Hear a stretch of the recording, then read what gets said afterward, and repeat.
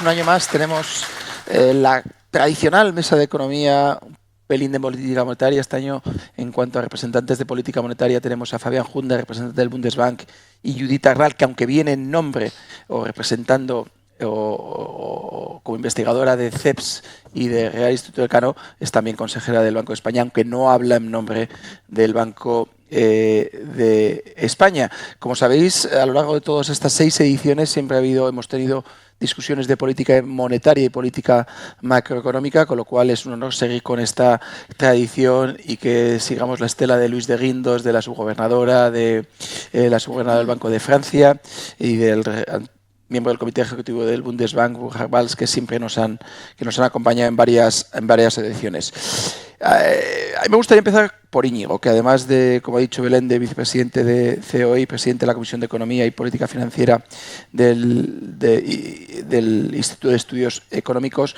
pues tiene una trayectoria política también relevante, ya que ha sido secretario de Estado de Economía, secretario del Tesoro y, por tanto, yo creo que tiene una visión holística del contexto económico única y que creo que es muy útil hoy, habida cuenta de cómo estamos. ¿Y cómo estamos? Esa es la gran incógnita. Desde el punto de vista macroeconómico, tenemos buenos datos. Somos uno de los países que más crece de la eurozona. Desde el punto de vista fiscal, tenemos recaudación récord y en la Comisión Europea pues no ha abierto un procedimiento por déficit excesivo a España, con lo cual podemos pensar que la situación no está mal.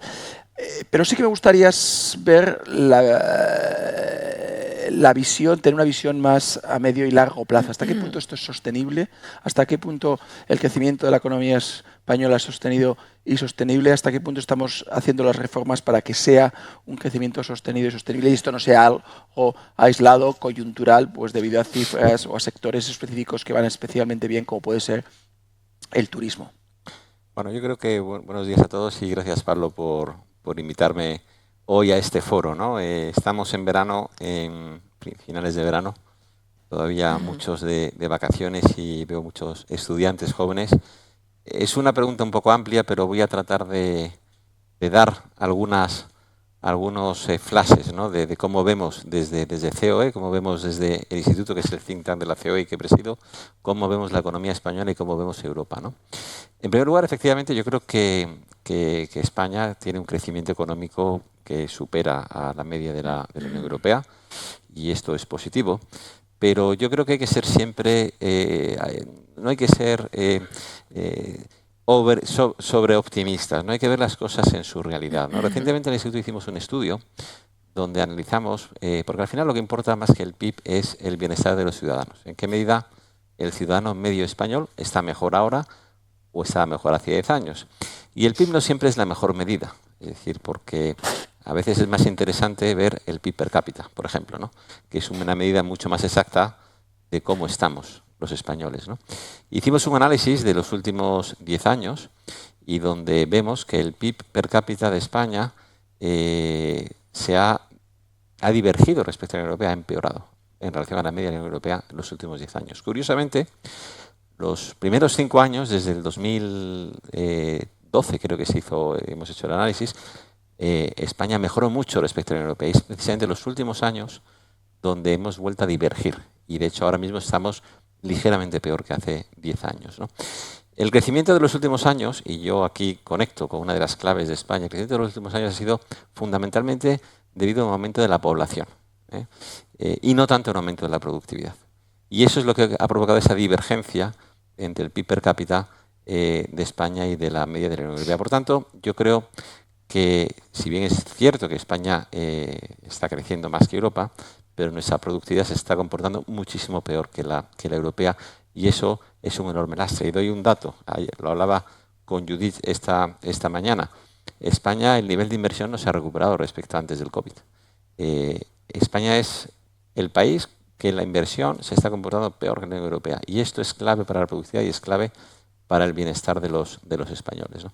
Un aspecto clave y de los retos que tenemos en España y tenemos en Europa son los déficits públicos, ¿no? Revisaba esta mañana los datos de déficit público y esto es importante también para analizar cómo está España, ¿no?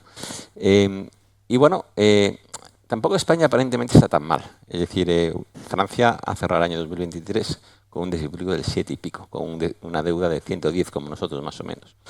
Italia, no, Francia del 5 y pico, Italia del 7 y pico, con 137% de deuda PIB, ¿no? Y España, pues bueno, debajo del 4, no sé si 3,8, 3,7, deuda similar a la francesa. Es decir, de los países grandes, España no somos el peor. Es decir, no es como en el año 2012 que éramos el patito feo y ahora el patito feo pues compiten entre Francia e Italia, ¿no? Se han hecho unas reformas del Pacto de Estabilidad en Europa. El Pacto de Estabilidad nunca se ha cumplido, ¿no? Inicialmente porque era demasiado estricto y era incumplible, es decir, tenías que tener un déficit público por debajo del 3 y si estabas por encima del 3 tenías que corregirlo al año siguiente inmediatamente. Y eso no era creíble. De hecho, el primero que incumplió fue Alemania y por eso se rompió el Pacto de Estabilidad, ¿no? Ahora se ha vuelto a un sistema más pragmático. Es decir, oye, vamos a hacer un plan a 4 años y poco a poco vamos reduciendo el déficit público, etc. El problema que tenemos ahora es, uno, que 2 de los 3 países grandes, quitando Alemania, que tiene una deuda pública del 60 y un déficit público del 2,5, 2 de los 3 grandes tienen problemas de déficit público y yo no veo a la Comisión Europea con autoridad para imponerles un ajuste a esos 2 países.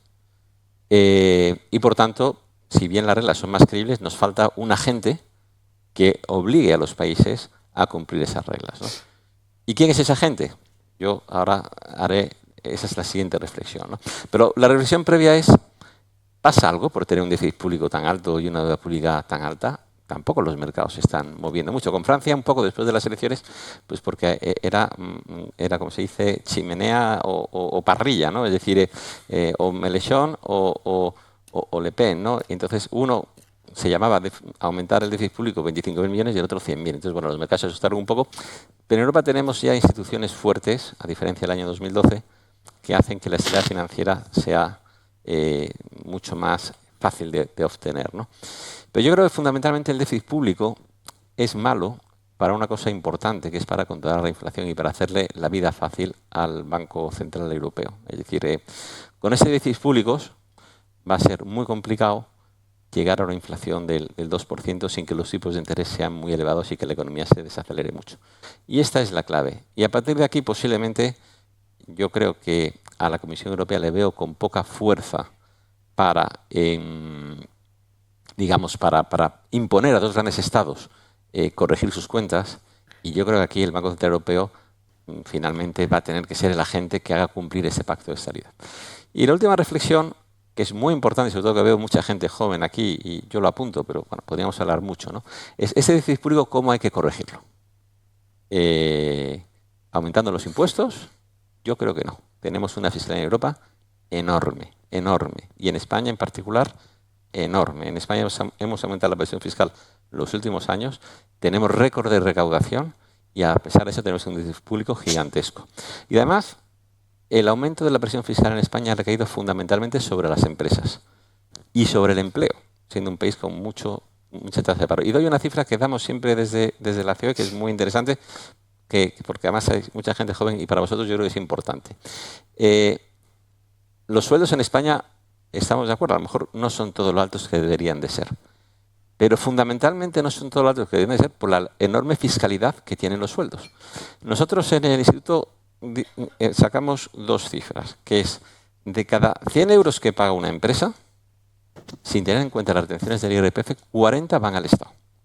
Y si tengo en cuenta las retenciones del IRPF, 60 van al Estado. Lo que propusimos nosotros, oiga usted, para que la gente sepa realmente lo que recibe, que la empresa le pague 100 a cada trabajador y que el trabajador coja los 60 y se los dé al Estado y que sepamos realmente cuál es la fiscalidad. Entonces yo creo que en España y en Europa en general, pero en España en particular, no hay más margen de subida de impuestos y mucho menos a las empresas. Y ese es el primer mensaje. Y por tanto, el gran deber pendiente, teniendo máximos historias de recaudación, es reducir el gasto. ¿Se puede reducir el gasto manteniendo nuestro estado de bienestar? Nuestra respuesta es sí. Hicimos varios estudios también en el instituto y calculamos, tirando para lo bajo, que había capacidad de ahorrar 50.000 millones de euros manteniendo el estado del bienestar. Y me dicen ustedes, ¿de dónde? Yo os doy otro dato, de un estudio reciente que hicimos. El 30% de las transferencias monetarias de España van al quintil más rico de la población. Me dice, bueno, ¿cómo comparamos con Europa? En Europa es el 19% va al quintil más rico de la población. Es decir, estamos 11-12 puntos por encima de Europa. Si fuéramos mejores prácticas como media de Europa, es decir, si realmente el gasto público estuviera enfocado al que realmente lo necesita y no tanto a unas elecciones, nos ahorraríamos el 2% del PIB. Hay mucho margen de reducción del gasto, que es clave, y tiene que haber margen también para disminuir la fiscalidad de la gente que trabaja. Bueno, y esos son mis apuntes generales para abrir la discusión. Luego continuamos. Muchas gracias. Sí.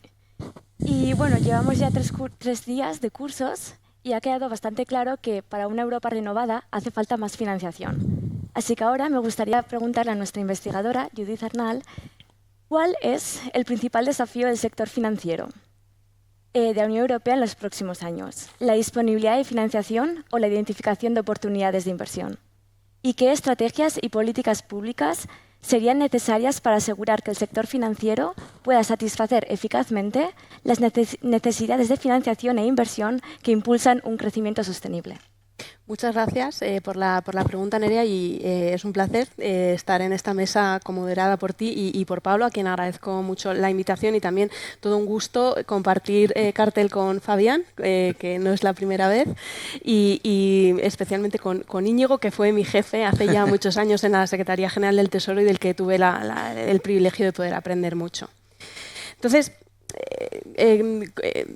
atajando o respondiendo a tu pregunta, ahora, ¿qué es lo que se está debatiendo en la Unión Europea? ¿Cuál es la nueva, entre comillas, prioridad? La unión de los mercados de capitales. ¿Por qué digo nueva, entre comillas? Porque es un proyecto que ya se lanzó en el año 2015 y que ha sido bastante infructuoso. Se han aprobado decenas de expedientes legislativos, pero lo cierto es que los mercados de capitales en la Unión Europea siguen sin arrancar. ¿Y por qué creo yo que es esto? ¿Cuál creo que es uno de los motivos? Pues creo que hay un problema de diagnóstico. La Unión de los Mercados de Capitales nació en el año 2015, como decía, al albur de la unión bancaria. Entonces, la unión bancaria que surgió en el año 2012, pues muchos pensaron, vamos a hacer lo mismo con los mercados de capitales en el año 2015. ¿Y cuál es la verdad? Lo cierto es que los mercados de capitales en la Unión Europea no están especialmente fragmentados, o al menos no están tan fragmentados como el sector bancario. Pensemos ahora, yo creo que todos los que estamos aquí tenemos algún depósito bancario. Estoy segura que la gran mayoría tenemos un depósito en una entidad bancaria nacional.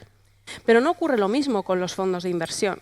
Los que tengamos aquí un fondo de inversión, es probable que no sea un fondo de inversión español necesariamente, puede ser un fondo de inversión de otro país de la Unión Europea que tenga ese pasaporte europeo. Entonces, no es tanto un problema de fragmentación, sino más bien de falta de desarrollo.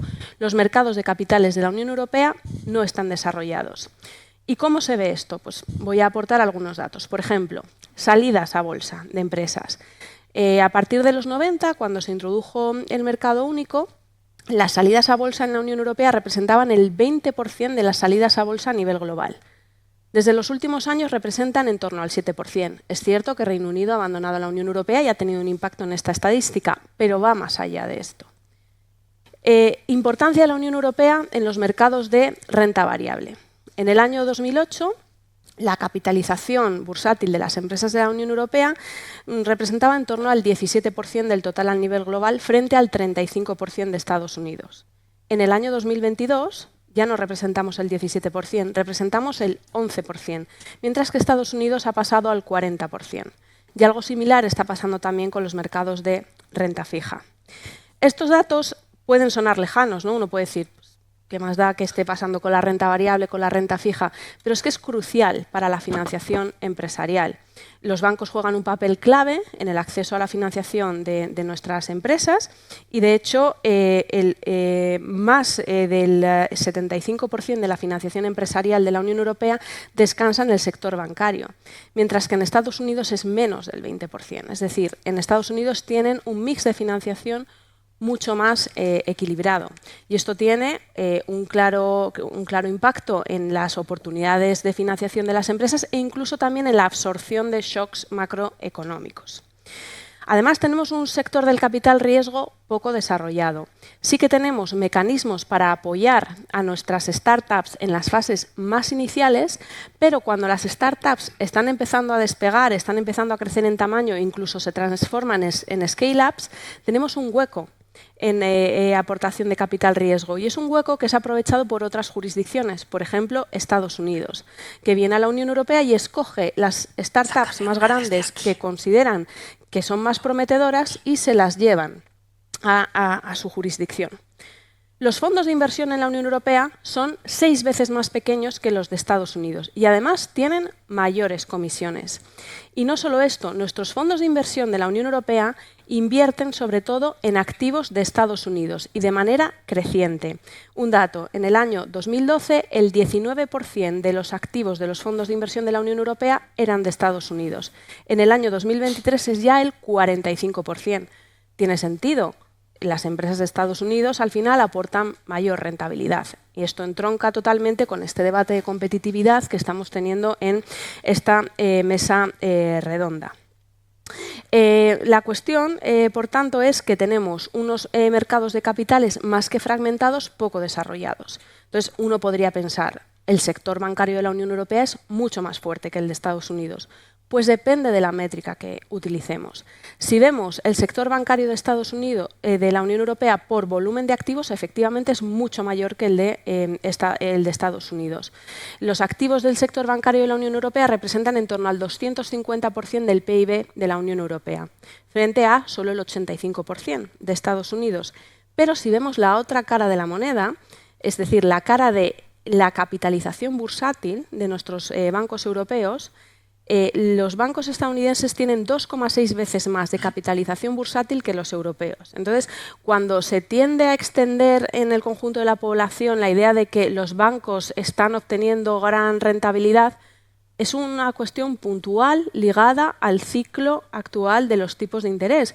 Pero si miramos hacia atrás, vemos que de manera recurrente en los bancos europeos la rentabilidad del capital ha estado por debajo del coste del capital. Entonces, lo que está claro es que para hacer frente a todas las ingentes necesidades de inversión que tenemos por delante, tenemos que desarrollar más los mercados de capitales. Y me atrevería a decir que tiene que haber un cambio en la mentalidad del legislador europeo. Es decir, hasta ahora lo que ha importado en legislación financiera ha sido la preservación de la estabilidad financiera y de la protección al inversor. Y tiene que seguir siendo así. Pero además hay que ampliar las miras y pensar que tenemos que cubrir necesidades de inversión. Es decir, el sector financiero cumple un propósito que es proporcionar necesidades de inversión. Entonces, ¿qué creo yo que hay que hacer? Pues para empezar creo que hay que simplificar muchísimo la normativa. Es decir, vivimos en una normativa financiera que es un tsunami para el sector. Por ejemplo, la normativa de requisitos de capital. Tenemos la directiva y el reglamento y luego tenemos los denominados actos de implementación de nivel 2 y nivel 3. Pues hay más de 300 actos de implementación de nivel 2 y nivel 3 para los requisitos de capital. MiFID, que es la normativa de mercados financieros, la directiva, tiene más de 10.000 páginas. Entonces, realmente yo creo que esto hasta cierto punto supone un freno a la competitividad de nuestro sector financiero. Por supuesto, tiene que ser un sector regulado y por razones bien conocidas, pero creo que sería bueno que en esta legislatura de la Unión Europea que empieza, vayamos progresivamente cambiando el péndulo desde una legislación muy detallada hasta una legislación más basada en principios, más codificada. También creo que es importante favorecer la competitividad de nuestros bancos internacionalmente activos y también aplicar el principio de proporcionalidad a los bancos de menor tamaño. Es decir, hay que pensar que los principios de Basilea en principio se aplican solo a los bancos internacionalmente activos. Esa es la obligación. En la Unión Europea se aplica absolutamente a todas las entidades. Por otro lado, creo que hay que hacer verdaderos esfuerzos para desarrollar los mercados de capitales y en este sentido creo que hay que establecer medidas para que nuestros fondos de inversión crezcan en tamaño y para que se rebajen las comisiones. Y para esto creo que es fundamental la educación financiera. ¿Por qué?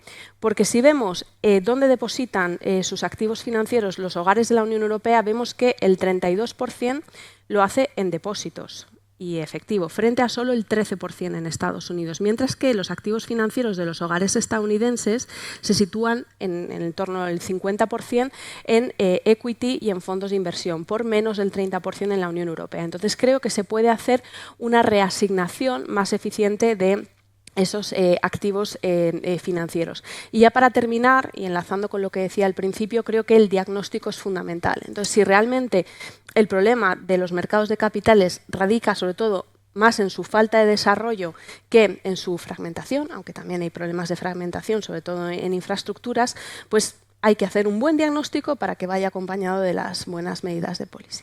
Gracias. Muchas gracias, Judith. Efectivamente, y a línea con lo que decía Íñigo, tendremos un crecimiento más sostenido y sostenible si efectivamente es más fácil financiar las startups, es más fácil escalar la innovación y para eso hace falta financiación. Y como dijo hace poco el presidente de Caixa, es muy difícil que la Caixa pueda financiar una startup. Eso es cosa de financiación alternativa que sin duda alguna es la que facilita ese crecimiento sostenido y sostenible. Así que ojalá te escuchen en Bruselas, o al menos el Consejo, y tomen nota de todas estas cuestiones. Me gustaría también recordar lo que ha dicho Íñigo respecto a una implicación de la inflación que no se tiene habitualmente una implicación de los déficits que no se tiene muy en cuenta, que es precisamente el impacto que tiene en la inflación, que obviamente creo que todos somos conscientes que los déficits excesivos no son buenos, pero una de las derivadas es precisamente la inflación que provocan, y precisamente esa divergencia fiscal entre la Unión Europea, y lo has atisbado antes, Íñigo. Francia y Alemania, hoy Francia e Italia tienen déficits alrededor o superiores al 5%. Alemania tiene una norma fiscal en su constitución que no puede tener un déficit excesivo superior al 0,3%. ¿Hasta qué punto, y lo has apuntado ya tú antes, Íñigo, facilita esta divergencia fiscal y esta divergencia de déficits entre la Unión Europea la acción del Banco Central Europeo? Me gustaría preguntar a un representante del Bundesbank, como miembro del Eurosistema, ¿qué opina de esta cuestión? Pues primero pienso que la pregunta es ¿qué es el déficit fiscal y qué significa que por ejemplo, Italia o Francia están en niveles muy altos y pues Alemania tiene más bajo? Pues muy sencillamente, básicamente es la diferencia entre los ingresos y los gastos de un gobierno. Y para dar unos ejemplos por ejemplo, de los gastos, pueden ser, no sé, gastos por seguridad social, por sanidad, salud, educación, los colegios, escuelas, etcétera. Y pues los ingresos son los impuestos.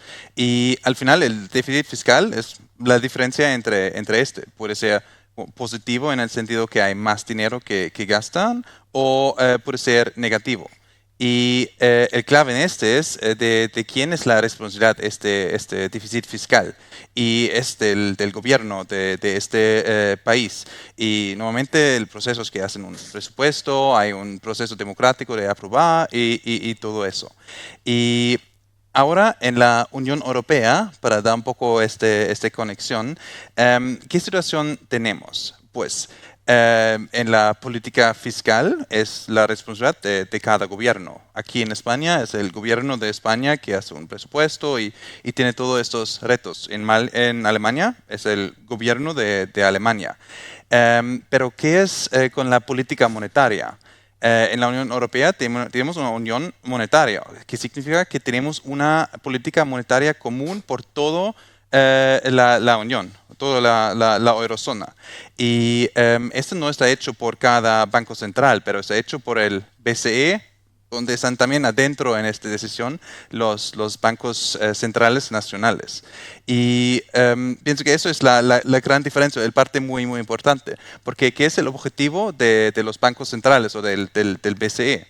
Y el objetivo es muy claro y es básicamente estabilidad de precios. Y el BCE ha definido que eso es sobre una tasa de inflación de 2%. Y por eso el BCE tiene como objetivo principal y toda su política tiene el objetivo de cumplir con todo eso. Pero con la política fiscal es un poco diferente, porque hacen al final políticos que tienen otros objetivos. También hay elecciones, hay una crisis, hay unas prioridades políticas en lo que quieren invertir. Y así hay un potencial como conflicto de interés en esto. Especialmente cuando tenemos como unos déficits fiscales muy altos, porque empieza esta idea que puede la política monetaria está como independiente y libre en subir o bajar los tipos de interés, aunque hay unos déficits grandes en algunos países. Y básicamente para evitar un poco este problema, tenemos unas reglas fiscales en la Unión Europea para gestionar este conflicto, este problema. Y básicamente las reglas fiscales dan un marco para todos en la manera en cómo se pueden ajustar la deuda y el déficit.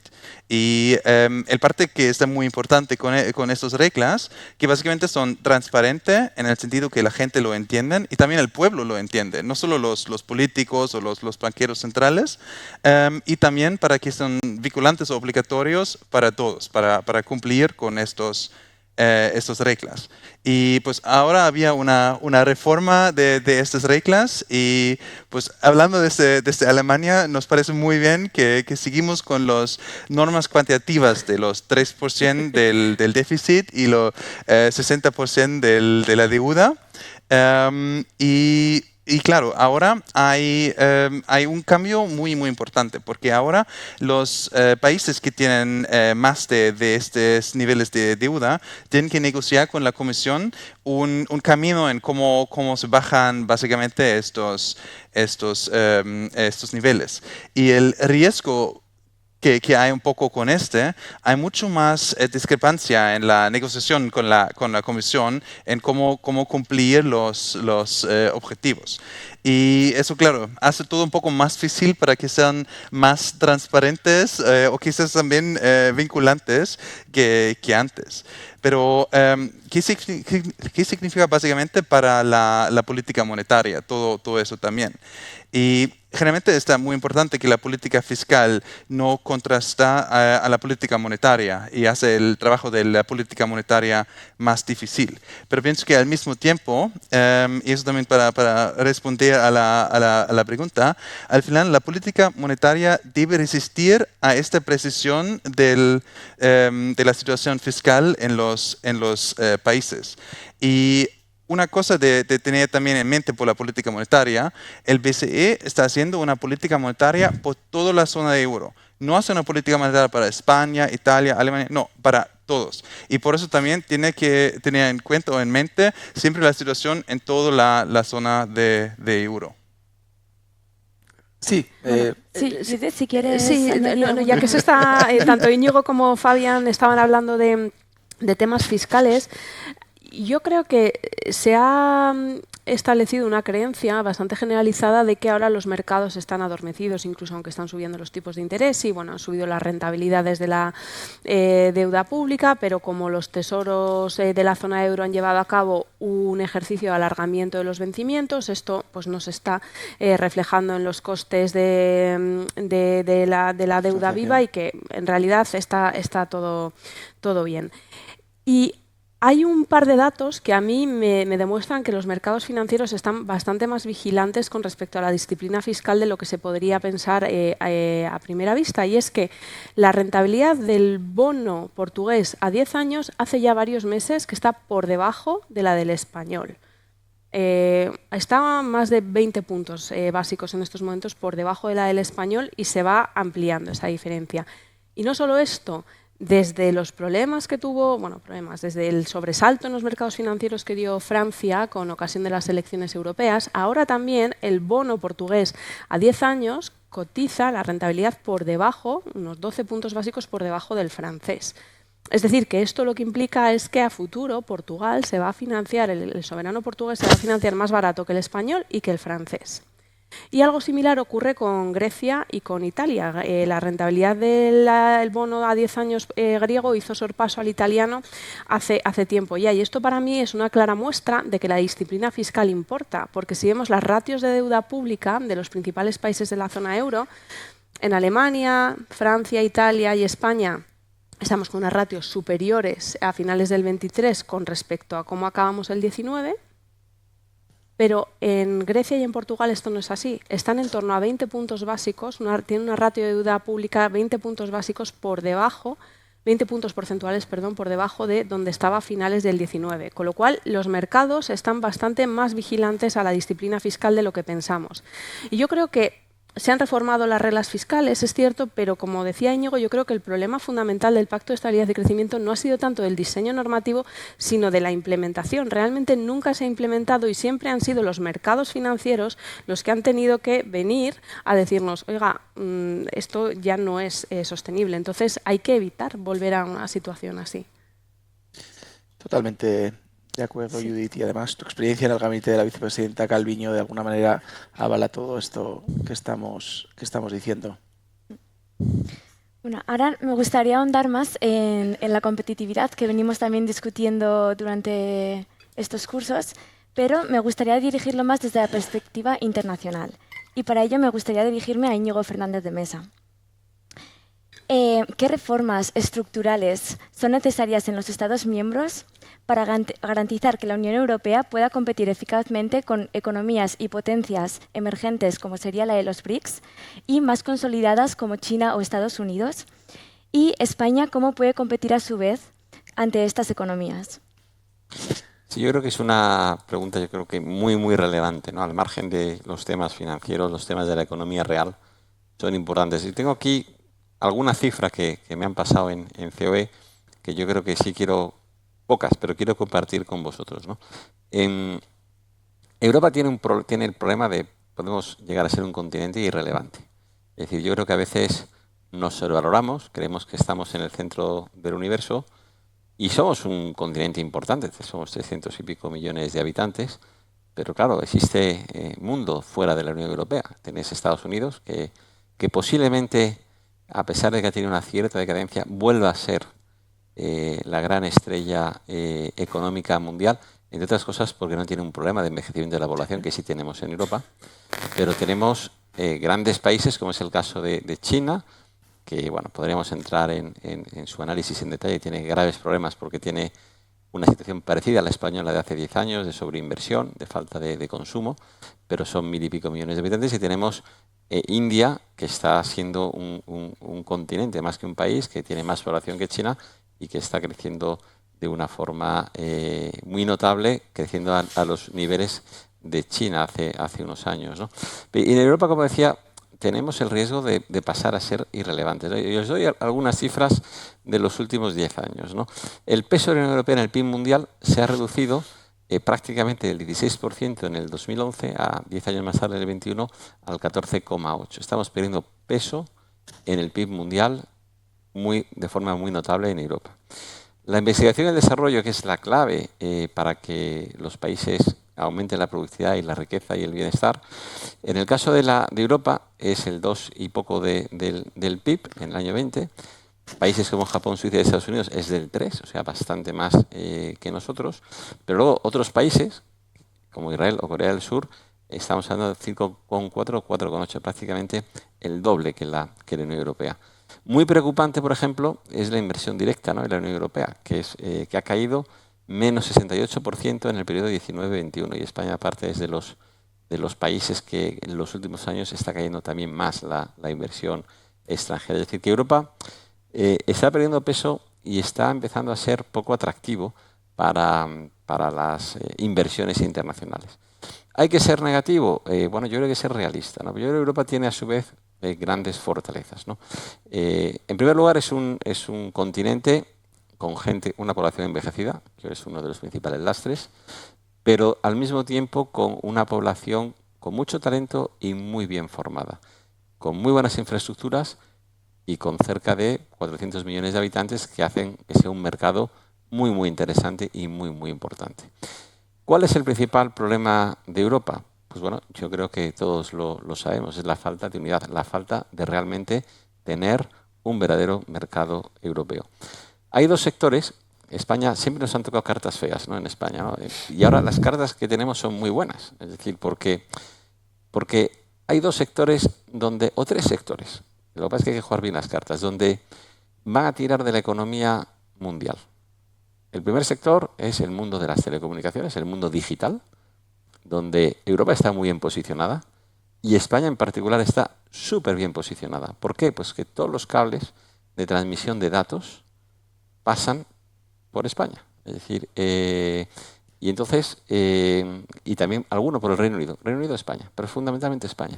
Y eso geográficamente te sitúa en una situación de privilegio.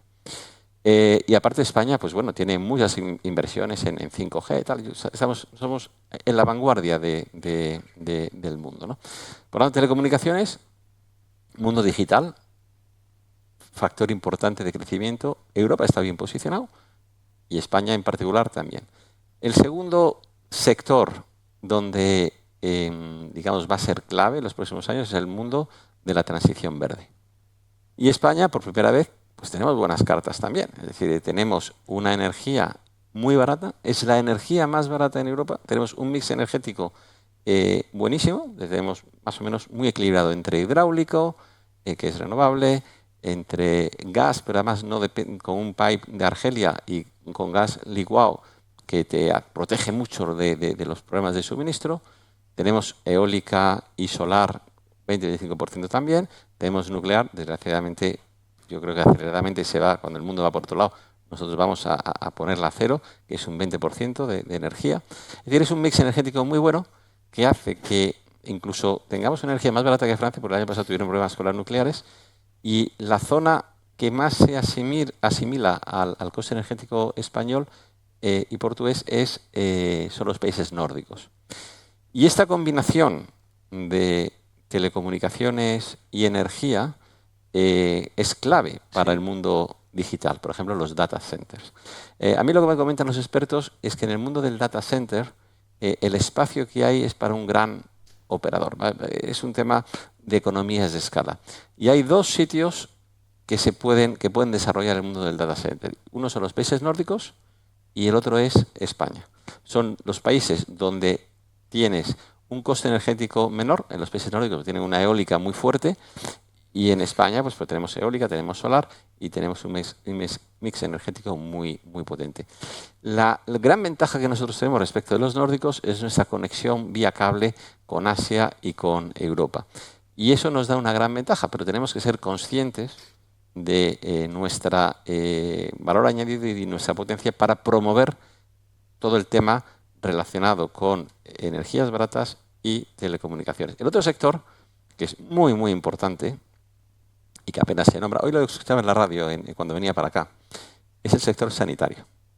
Y es un sector muy importante. Y sobre todo para un país como España, hemos hablado del turismo, un país como España y un continente como Europa con una población que tiende al envejecimiento. Y conecto el tema sanitario con otro tema que a mí me gusta siempre comentar, porque también está muy de moda hablar de la inmigración, el talento, es decir, la atracción de talento. Hay en la empresa europea y occidental una lucha muy importante en atraer talento. Hay escasez de mano de obra en todos los países occidentales y mucho más de mano de obra con talento. Y si bien las empresas pelean por atraer talento, es curioso cómo los estados no pelean por atraer talento. Es decir, es una auténtica aberración que te inviertas recursos públicos y privados en formar médicos y enfermeras y que se vayan de este país porque no cobran lo suficiente y no están lo suficientemente motivados. Un sector que tendría que estar siendo muy apoyado porque genera mucha riqueza y es un sector de gran futuro, ¿no? La atracción de talento es muy importante. Había un artículo en el Economist la semana pasada que analizaba hacia dónde iría el talento si los estados, digamos, facilitaran, digamos, que se instalaran la gente con formación. Y España es curioso que es como el tercer cuarto país que más talento atraería. Es decir, a pesar de que tenemos cosas positivas, también cosas negativas. No somos un país que nos caracterizamos por unos centros de investigación estupendos y tal, pero a pesar de eso, después de Estados Unidos, Reino Unido y Australia, creo que venía España. Es decir, es un país con gran capacidad de atraer talento. Hay muchos factores para atraer talento, pero el tema fiscal siempre es importante. Yo creo que al final volvemos a lo mismo. Es decir, la gente, y eso lo he repetido muchas veces hoy, lo que quiere ver es cuánto dinero tengo en el bolsillo. Entonces dice, no, ganas 100, no, pero como el marginal es de 50 o 60, pues te llega a 40, pues te llega a 40. Entonces, la fiscalidad es muy importante. Y cuando en España demagógicamente se habla del impuesto a los ricos y aumentar el tipo marginal del IRPF, lo que estás matando es la atracción de talento. Entonces, ojo con la demagogia fiscal, porque te puede romper mucho el desarrollo y tal, porque hace falta que la gente con talento no se vaya de este país, que la gente con talento venga a este país. Es decir, porque la gente con talento no solo te trae China, India, Estados Unidos, que vengan a trabajar en España, no solo, digamos, te generan valor añadido, sino, en segundo lugar, te añaden una forma distinta de ver las cosas, te atraen nuevas ideas, porque vienen de países distintos, comunicados en lenguas distintas, te atraen patentes que no vendrían aquí, pero sí vienen porque es gente de fuera que te las atraen. Es decir, es un gran factor de innovación y de aceleración. Y yo creo que el tema de la atracción de talento es una pata fundamental por parte de los Estados y se tiene que tener muy en cuenta, de la misma forma que se tiene en cuenta las empresas. Muchísimas gracias, Íñigo. Nos estás haciendo una visión holística de fortalezas y oportunidades, yo creo que absolutamente brillante, así que gracias. Y ya has mencionado el tema de la demografía. La verdad que estos días no estaba previsto, pero ha salido en multitud de debates la importancia de la demografía, la correlación entre demografía y crecimiento económico, y ayer también introducíamos en el debate demográfico la inmigración, y tú de alguna manera también la atracción de talento es una manera de atraer inmigración, digamos, de alto nivel. Así que la verdad es que me alegro que estamos ya tocando muchos temas similares en muchas mesas. Has hablado del mundo digital y la posición relativamente buena que España tiene respecto al mundo digital, los datos, que son el nuevo petróleo, el cuarto factor de producción. Y cuando hablamos de datos, mundo digital, yo creo que es importante también hablar de pagos. Y yo creo que también la Unión Europea al respecto ha hecho un buen trabajo en los últimos años, habida cuenta de que ha sido pionera en legislar en lo referente tanto a pagos digitales como al tratamiento de datos, Open Banking, Open Finance, en lo que Judith ha sido y es una experta. Tenemos mucha normativa al respecto, pagos instantáneos, está previsto PSD3, está previsto también el lanzamiento del euro digital. ¿Cuál es tu visión de todo esto, Judith? Y yo creo que vamos fuera de tiempo, ahora sí que ya a ver si nos concentramos en 4 o 5 minutos por respuesta para tener tiempo para coloquio. Fenomenal. Yo quiero traer a la mesa un ejemplo de normativa que reduce la burocracia, porque cuando hablamos de reglamentos todos pensamos, madre mía, más requisitos. Bueno, el reglamento de pagos instantáneos, que salió publicado en el Diario Oficial de la Unión Europea, yo creo que fue en el mes de marzo, lo que va a permitir es que llevemos a cabo transferencias instantáneas de crédito 24 horas al día, 7 días a la semana, 365 días al año sin sobreprecio. Si yo ahora cojo la app de mi banco y hago una transferencia de crédito a una amiga porque le quiero pagar una parte de las vacaciones, si lo quiero hacer de manera instantánea, yo tengo que pagar un sobreprecio. No importa que esté en España o en Estonia.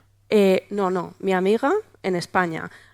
Este es el otro tema, transferencias de crédito paneuropeas, que has dado en la clave, como se nota que tú también eres experto en pagos. Gracias a este reglamento vamos a poder llevar a cabo pagos instantáneos, pero ¿cuál es el principal problema que tiene la Unión Europea? Pues que descansamos en esquemas internacionales de tarjetas de crédito de Estados Unidos, yo creo que todos tenemos en la cabeza los dos principales nombres, para poder llevar a cabo esas transferencias de crédito de manera instantánea entre países de la Unión Europea. Entonces es muy importante potenciar inicialmente iniciativas, que las hay a nivel transfronterizo regional entre determinados países de la Unión Europea, que luego puedan escalarse. ¿A qué me estoy refiriendo? Por ejemplo, a la iniciativa Europa, que es una iniciativa conjunta de Bizum, España, yo creo que todos sabemos Bizum, ya de hecho incluso se ha acuñado el Te hago un Bizum, que es un nombre comercial, SIPS, que es el equivalente a Bizum en Portugal, y MBWay en Italia. Entonces están trabajando en que se puedan llevar a cabo estos pagos instantáneos entre Portugal, España e Italia. La idea es seguir escalando este tipo de iniciativas, también las hay en el norte de Europa, para realmente tener un ecosistema integrado de pagos. Entonces aquí es donde llega el euro digital. Si tenemos ya esquemas privados de pagos que funcionan bien, ¿por qué es necesario que haya un euro digital? Entonces, habitualmente se dan 3 argumentos. El argumento que a mí más me convence, que es el de ancla para el sistema monetario, el argumento de la autonomía estratégica, que está relacionado pues, con la dependencia excesiva de estos esquemas internacionales de tarjetas de crédito que mencionaba, y el argumento de la inclusión financiera. Como decía, para mí el argumento más importante es el del ancla monetaria. ¿Por qué?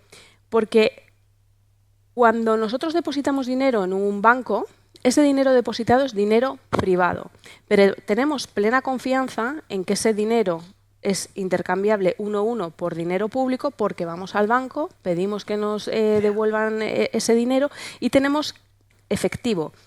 En estos momentos lo que se conoce como dinero público es el efectivo. Cualquier dinero que tengamos de manera digital es dinero privado. Entonces lo que pretende el euro digital es dar un paso más allá y que ese dinero público sea también digital.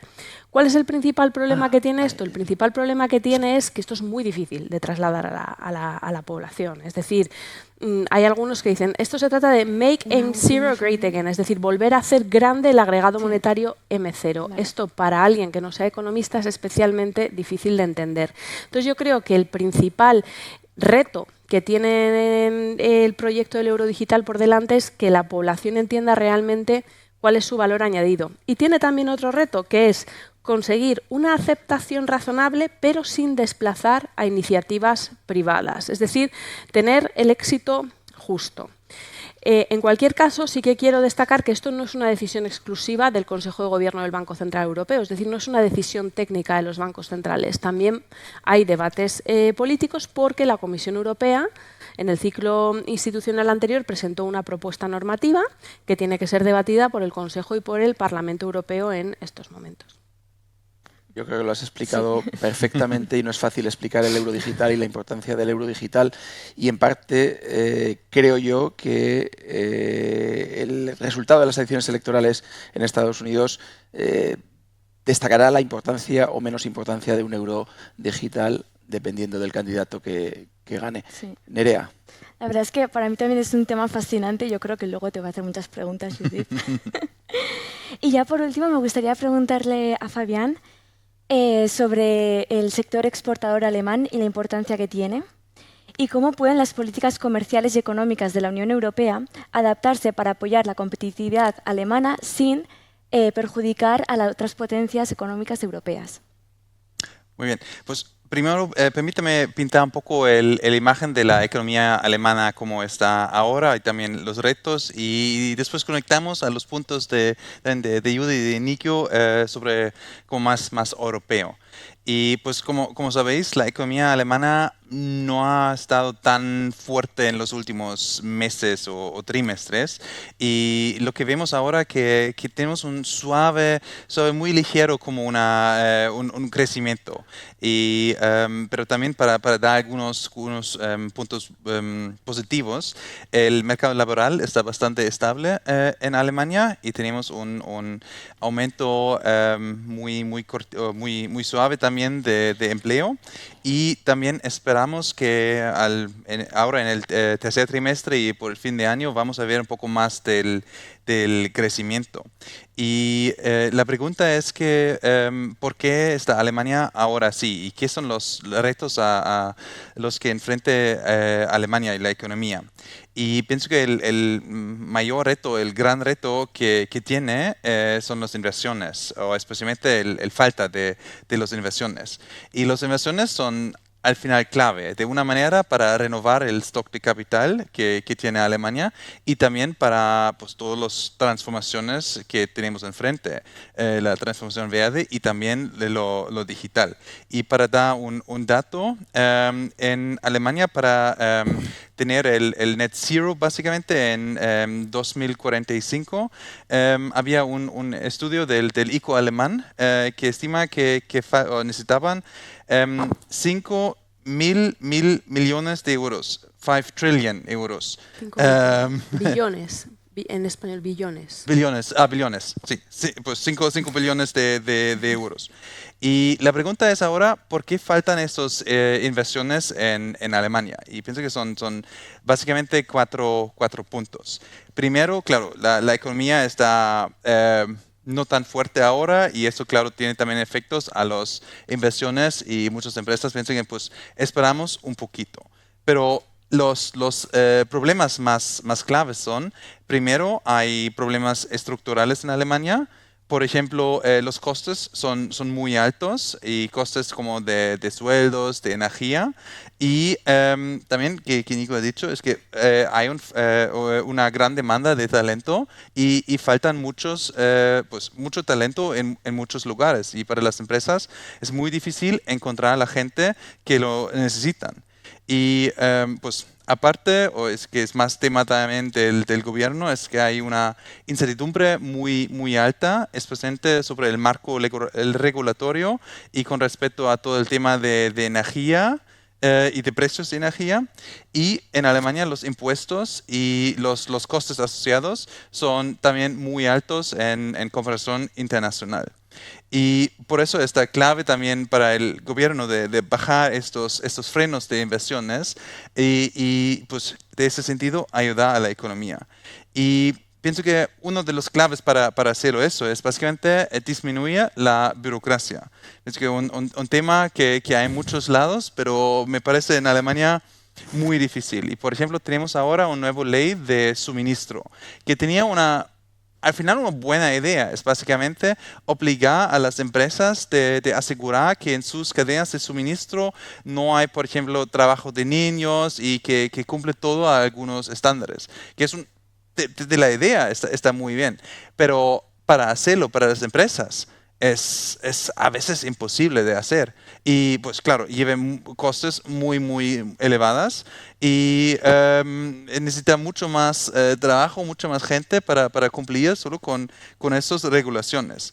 Y el otro tema es generalmente los procesos de concesiones, que son muy lentos, que dan un montón de tiempo y también para, por ejemplo, aprobar nuevos parques eólicos o cosas así que queremos para la transformación verde. Y pienso que en la digitalización también puede ayudar.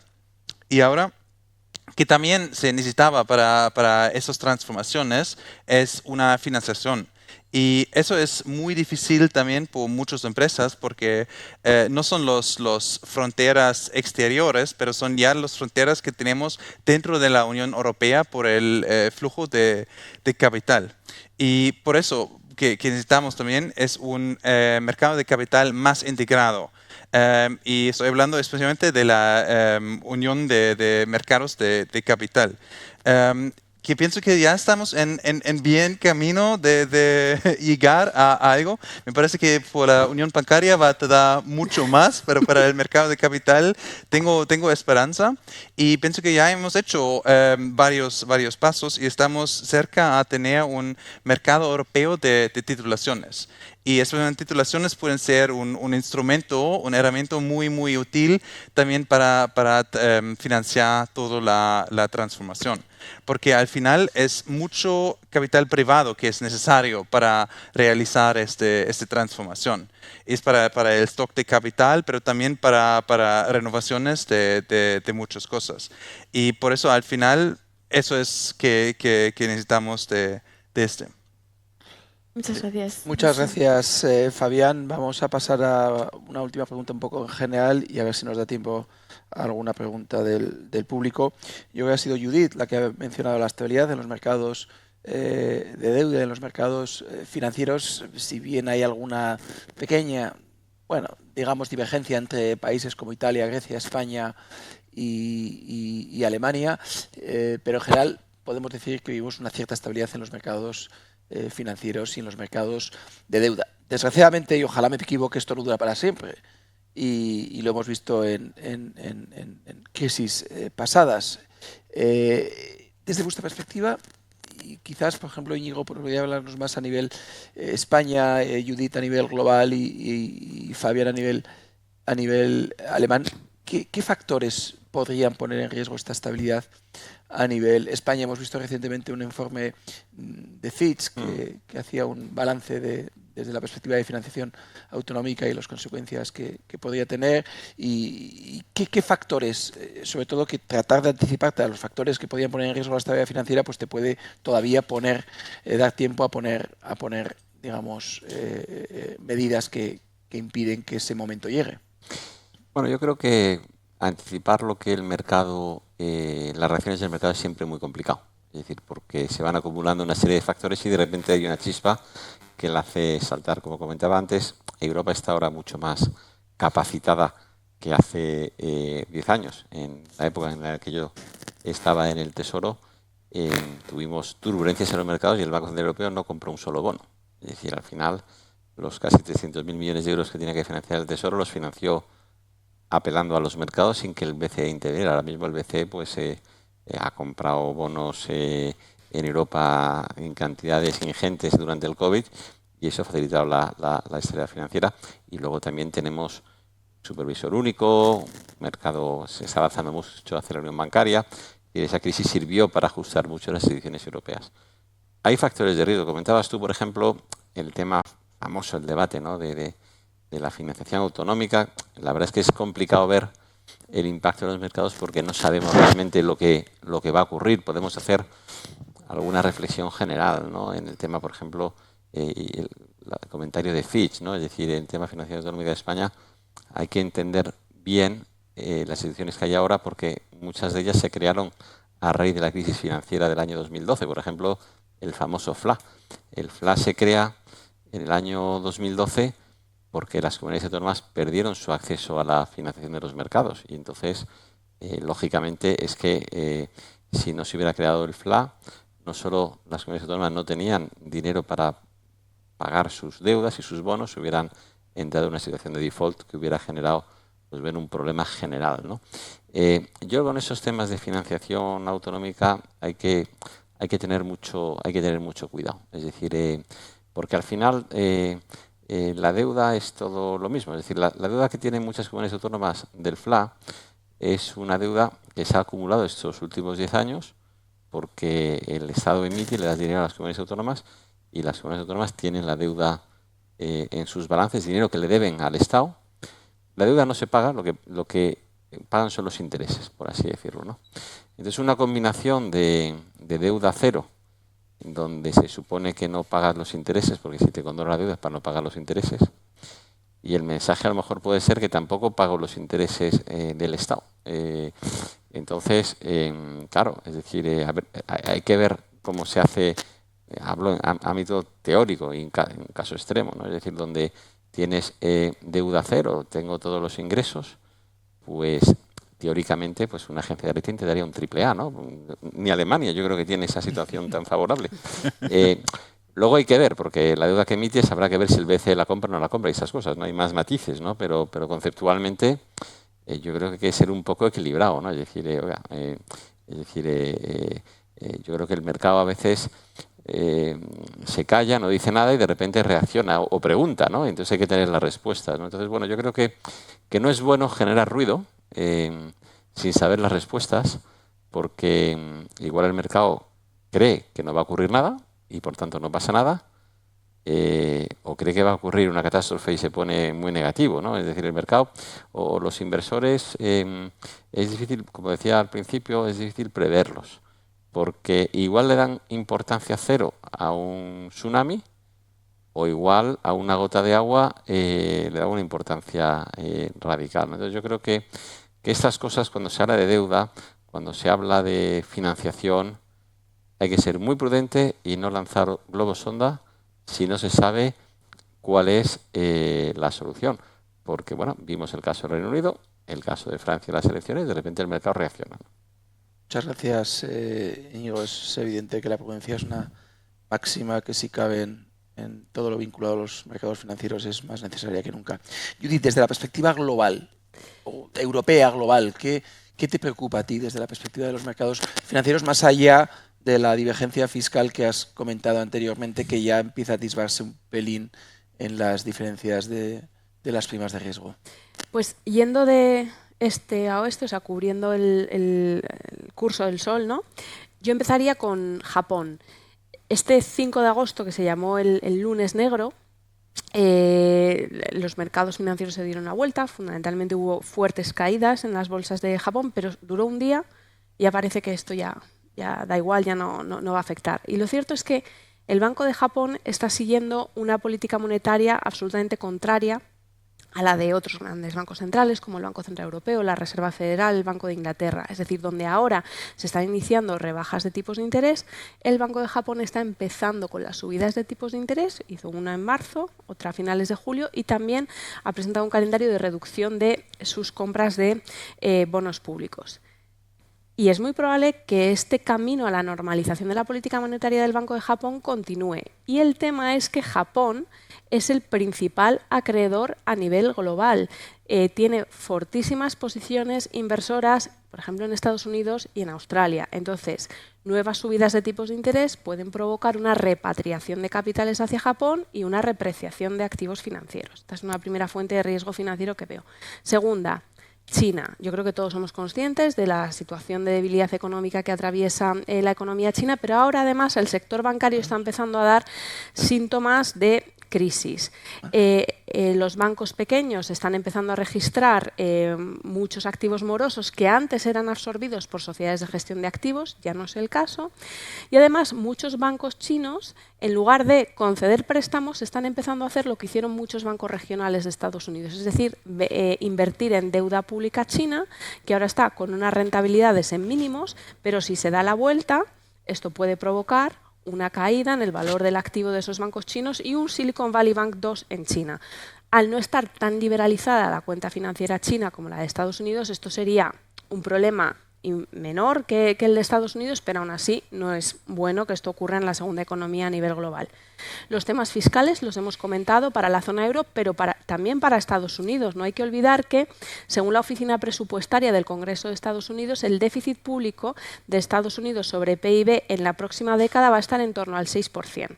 Y en función de quién llegue a la Casa Blanca, tras las elecciones del 5 de noviembre, esta situación puede empeorar. Una crisis fiscal estadounidense, pues yo creo que todos nos podemos imaginar el impacto global que podría tener. Siguiendo en Estados Unidos, las Big Tech, que son las empresas de mayor capitalización bursátil a nivel global y que también estuvieron en cierto modo detrás de ese lunes negro del 5 de agosto. Si continúan las caídas en bolsa y estas se acrecientan, puede haber un incremento de la aversión al riesgo de los inversores y desde luego fuertes caídas en los índices bursátiles estadounidenses dado el peso que tienen estas empresas. Criptoactivos. Hasta ahora era algo que desde el punto de estabilidad financiera ha pasado bastante bajo el radar, pero Trump parece que quiere revitalizar la industria de los criptoactivos, ¿no? Entonces, realmente lo que yo esperaría que sucediera es que hubiera un enfoque regulatorio global que siguiera lo que se ha hecho en la Unión Europea con MiCA, que creo que ha sido un paso acertado, y que se extrajeran el potencial de los criptoactivos que lo tiene, minimizando los riesgos. Pero si la Casa Blanca, a partir del año que viene, decide tener una visión totalmente distinta, esto puede ser una fuente de inestabilidad financiera. Y ya para terminar, como no, la geopolítica y todo esto ligado a problemas de ciberseguridad motivados por actuaciones de actores políticos. Gracias, Judith. Fabián, ¿algo que añadir? Pues solo unas pinceladas, básicamente, otra vez sobre el tema de financiación y tema fiscal. Al final, por todo este tema de espacio fiscal, primero da la oportunidad a los gobiernos de reaccionar en tiempos de crisis y pienso que también esto ha estado mucho de debate hace 2 años básicamente, cómo reaccionar también al tema de COVID. Y el otro tema es que, claro, gobiernos generalmente siempre tienen este gana de gastar un poco más de lo que tienen, porque, claro, está favorable para su electoral. Y al final su trabajo también es priorizar los gastos en la manera que opinan que está más importante o que está mejor que otra cosa.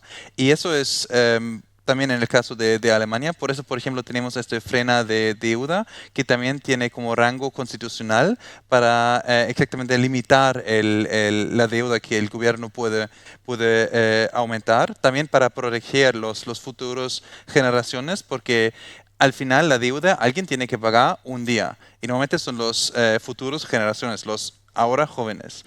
Y pues al mundo europeo en ese sentido, y con respecto también a los Next Generation fondos EU, pues pienso que ha sido un instrumento muy bien durante este tiempo de crisis, y ha estado muy importante también estar solidario entre todos los países, pero también no podría ser un herramienta como como de cada día o para tener por indefinido.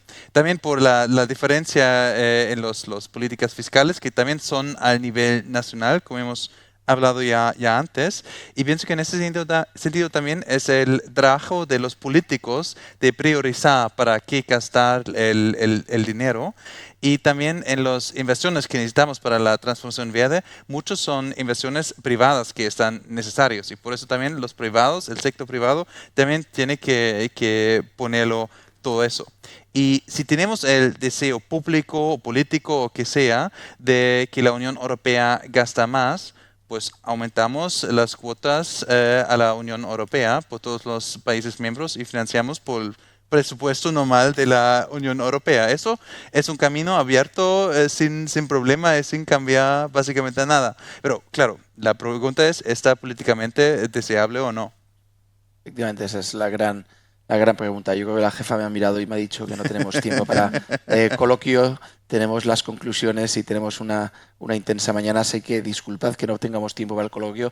Agradecer enormemente a los 3 ponentes que hayan hecho el esfuerzo gente de venir aquí a Pamplona a debatir sobre los cursos europeos. Yo creo que hemos tenido una visión holística del contexto económico, no solo español, europeo, sino también global, los retos, las oportunidades que tenemos, y espero que nos vayamos con la sensación de que, a pesar de que obviamente no todo es fácil, oye, tenemos, y hablo ahora como país España, una oportunidad única si sabemos hacer todos bien las cosas, y responsabilidad de los jóvenes de Equipo Europa es que la dimensión optimista que nos ha trasladado Íñigo de la economía española pueda ser una realidad. Desde luego, en vuestras manos está. Muchísimas gracias a todos.